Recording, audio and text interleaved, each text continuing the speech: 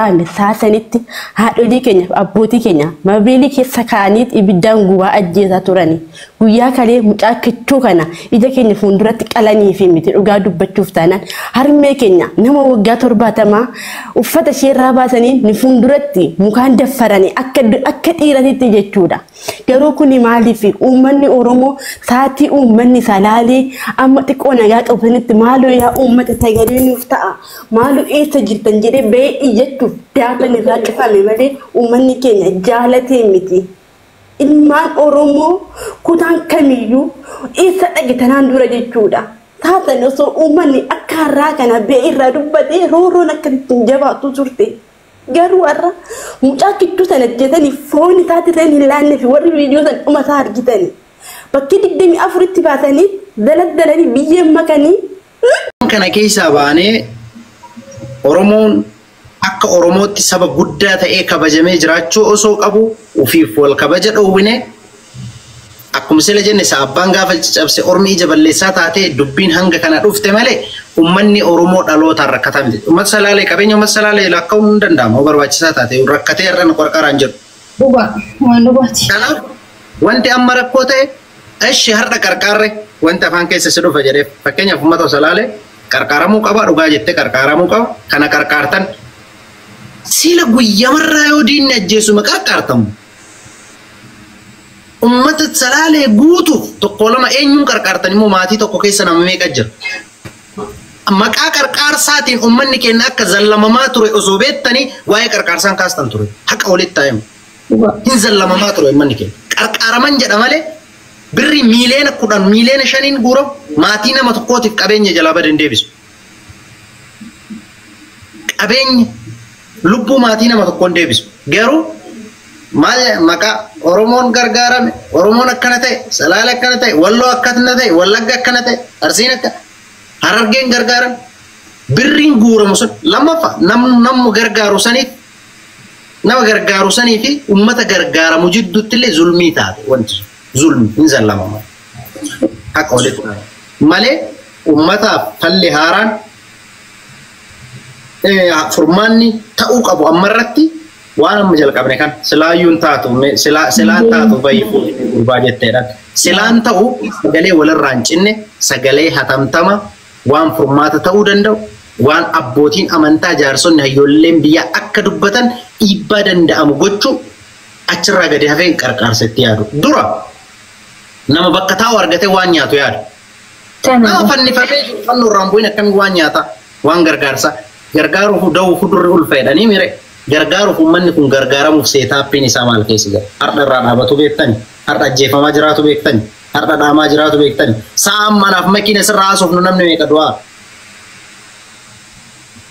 Obboleessi keenya ka odoo uffate akka kenna bareedu. Obboleessi keenya ka osoo dubbate akka kenna bareedu. Obboleettiin teenna meeqatu bara jaarraa salphate gadaa salphate keessa jirra ka haadhaaf ilmoo wal bira gudeedamaar.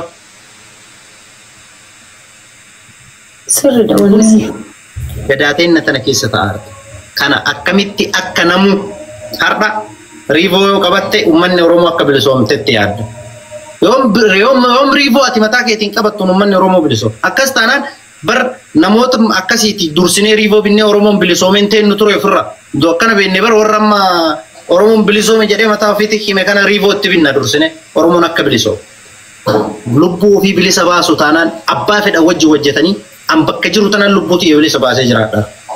Lubbuutii miti kan nadhe lubbuu ardaa kiyyaa lubbuu obboleessi kiyya lubbuu abbaa kiyyaa.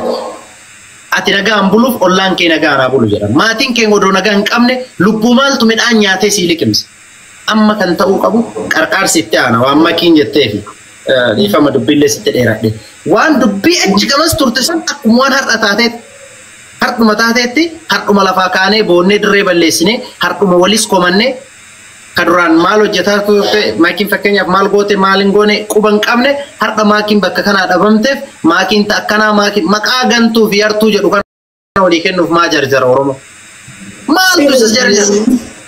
Bakka kanaa wal dhabne maqaa walii baasuu haa dhiisnu. Lammaffaa eenyu maal hojjetaa akka ta'u Oromoon waan maal hojjettan jedhi maal hojjedhe jedhi malee maatiin nurraa dhalattee nama biraa gaafata.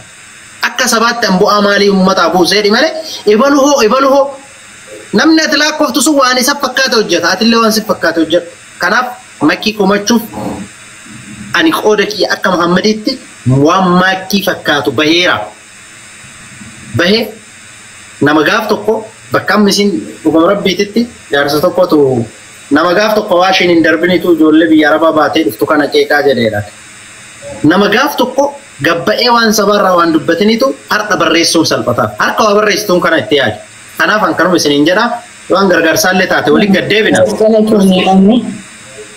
Galatoomii ijoolleen amma qaalii Oromoo gaafannaan dubbadhe gisee hedduu jechuun uummanni keenya kun miira keessa seenanii saa uummanni baqa uummanni yoo guyyaa anna diba uummanni yoo rakkate isaanis ijoolleen biyya Arabaa jirtu suni tokkoffaa ummata bakka miira isaaniitti dhaga'amu biyyarraa bahanii jiranii qe'ee isaanii yoo harkan akka gisee barbadaa'u dafanii waa gargaaru kana irratti jarjaran jechuudha. Akkami gargaara jaan yoo gargaarsa barbaadan nama 3-2 walitti gootanii nama beeytan ollaa keessa waan dandeessan godhuu hin dandeessan jechuudha. Garuu amma kasaa kanatti nu barbaachisu sagaleedha. Daftanii fiidanii gargaarsu manjeen aannan dhibaabar gisee hedduu gargaarsa. Yoo arra waa Oromoo tush jeetu maashanti waan xiqqoo tokko jennaan gargaarsa soo sirriidhaa miti ana akka jettu waan kana hin deeggaru because sagaleen tahameeti nageenya maka uummanni dhabe nageenya dhabe uummanni qeessatti nageenya dhabe jira sagaleen anqa mootummatti anqa hunda warra achi aangorra jiru hundatti biyyi guutuun dhagaanii uummata sanarraa finxaaleeyyii faannoo achiin seenaa uummata fixu jiru akka keessaa baasan akka uummata kanarraa lolli dhaabbatu yoo dhaabbatu baate immoo nutis Oromiyaa keessa Amaara jiru ofirraa akka baasuu dandeenyu lolli guddaan akka eegalamu itti himuu nurra jiraata jechuudha. Kalaas kana booda waa takka sodaachuun hin jiru waa takka waan takka jechuun hin jiru jechuudha. Nuti illee Oromiyaa keessa bar Gondar keessa bar Oromoon hin jiraattu bar akka tasaa bar yoo Oromoon University osoo baratu carraan Gondar University isaan yoo hageessu ta'e bar hin baratan bar hin dhaqan bar cancel godhanii bar nama hedduu Oromoon achi jiraattu hin jirtu bar because achi gaafa karaa kana dhufnu akkamitti achi keessaan dabarree akka dhufne beekne jechuudha. Namni meeqa dhahanii tumanii jechuudha. Anquma karaa achi keessaan bahanii jechuudha biyya tana Masrii dhufuudhaaf akkamitti achi keessaan akka bahanii beekne. Daqiiqaa takkaaf Gondar keessa Oromoon akka dhaabbattu nayyaman jechuudha. Har'ammoo biyya abbaa keenyatti akka hoolatti nama qalaa jiran. Ifirraa baasna yoo mootummaanis ta'e warroonni hundinuu warroonni nageenya eegsisan hundi isaaniitu uummata kanarraa uummata faannoo kana yoo kan baasne ta'e ofirraa gabbaanee nutis bikka qe'ee jirurraa ofirraa gabbaasnaa jechuudha akka gabbaasnee ofirraa darbinaa jechuudha. Nageenya barbaanna taanaan uummata keenyarraa finxaaleeyyii Amaaraa faannoo nurraa baasuu irra jiraata jechuudha. Sa'a kanatti gargaarsa osoo hin ta'in uummanni nageenya barbaada. Uummanni rafuu barbaada. Uummanni hirriba nagaa barbaada. Uummanni bar rafaa hin jiru bar ganamuu bar xiyyiitiidhaa bar dirooniidhaa bar uummata dhumaa jiraa bar uummanni isin asii gargaarsa jettan malee. Namni waan nyaatuuf waan dhuguuf waan uffatu irra hin jiru bar. Akkamitti nagaan oollaa akkamitti nagaan ciisnarra jira uummanni. So wanta uummanni barbaadu baruu danda'uu qabna. Fuula uummata kanaa ilaallee uummanni kun maal barbaada? Hin beelee moo hin dawwate uummanni kun? No, uummanni kun yoo ilaalte nagaa barbaada. Nagaa salaam ነው የሚፈልገው ህዝቡ kana ilaala fuula isaanii ilaala. Fuulli kun yoo beela qabaate illee fuula nagaa barbaadudha. Hubachuun nurra jiraata jechuudha.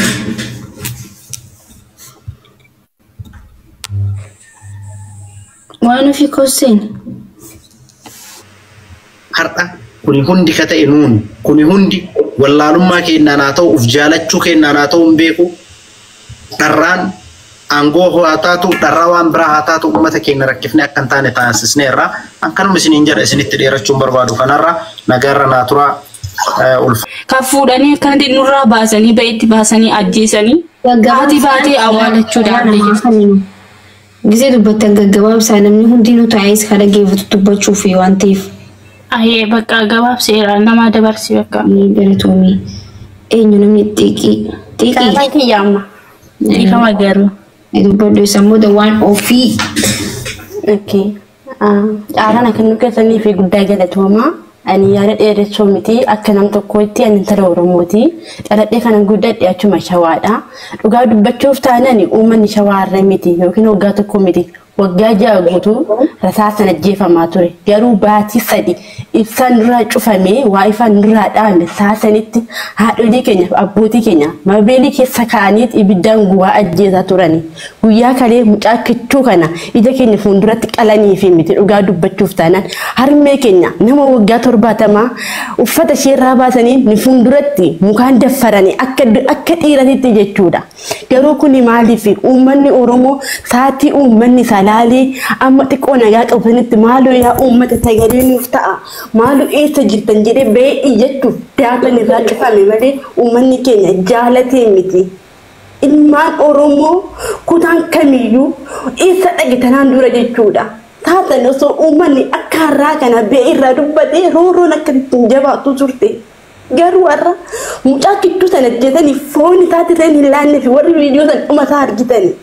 Bakki 24tti baasanii daladalanii biyyeen makanii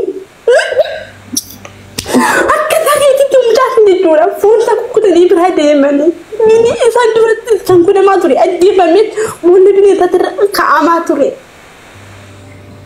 Dhugaa waaqni dubbatu roorroon ajjechan akka uummata shawaa sanaalirra jiru dhugaa waaqni jira jedhee yaadee hin beeku argeetti hin beeku walla gara gaggeeffamaa ture walloo gaggeeffamaa ture. Garuu kan sanaalee hojii jaguutu halkan harka biraatiin guyyaa harka biraatiin uummanni kun taa'anii kanatti qarshii kenni yaa uummata jechaa hin jiru. Eessan dhaqa jechaa hin jiru biyya ofiitirra eessa dhaqa. Guyyaa kaleessa dachee laalee eenyuyyuu ni booji'a eenyuyyuu ofitti fuudhaa ture. Har'a garuu dhiiga ilmaan ofiitiin gubatee dhiiga saba ofiitiin gubatee irra dhaabbachuun dhugaa waaqatti gaddisiisa. Gaafa ofiisaati elmatee gabaa osoo hin baasne ormaaf laachaa obaasaa ture. Garuu uummata salaaleetiif dhugaa waaqa harka afaanitti nyaachuu dadhabee ilmoo ofii osoo ilaalu warri dhala ofii ilaalu haadhaaf intala guyyaa kaleessa dheengaddaa barandaa irratti daffaramaa turte bara. Argaa jirtan nuti garuu warri ijaan argaa jiru dhugaa waaqayyoo maal akka dubbadhu hin beeku ani. Uummanni gandaan kutaan amantaan osoo hin qoonne dandeetti qabdanii amma gargaarsa qarshii osoo hin jenne sagalee qofa ta'aa fi ani nama beekamaadha uummata kana bira dhaabbadhu akka hin jenne Oromoo waan akkasii of keessaa hin qabu akkuma kaleessaa akkuma dheengaddaa kutaa hundi bira dhaabbattan bilis maqaa waaqayyoon hundi keessan salaalee bukkeennuuf dhaabbadhaa salaalee ofii nama hin tuqu ofii nama hin jedhu garuu tapha tuqames callisee hin laalu yeroo manni keenya salaalumatti ofii reefuu ofii manatti ceebsetu walloodha sagalee ta'uu deeme. Har'a garuu namni tokko dhufee salaalee bukkee dhaabbachaa hin jiru. Dhugaa dubbachuuf taanaan miidiyaarra iyyaa jiru malee warri biyyaa akka hin iyyanne daatan cufaadha. Faa kanatti harmee koo abbaa malee na guddifte narraa ajjeefame jechuudha. Dhugaa dubbachuuf taanaan har'a sagalee biyyaa dhagaa hin jiru ani. Jirti moo hin duute bakka. Namni tokko dhufee bilbilaan akka harmee keenya kun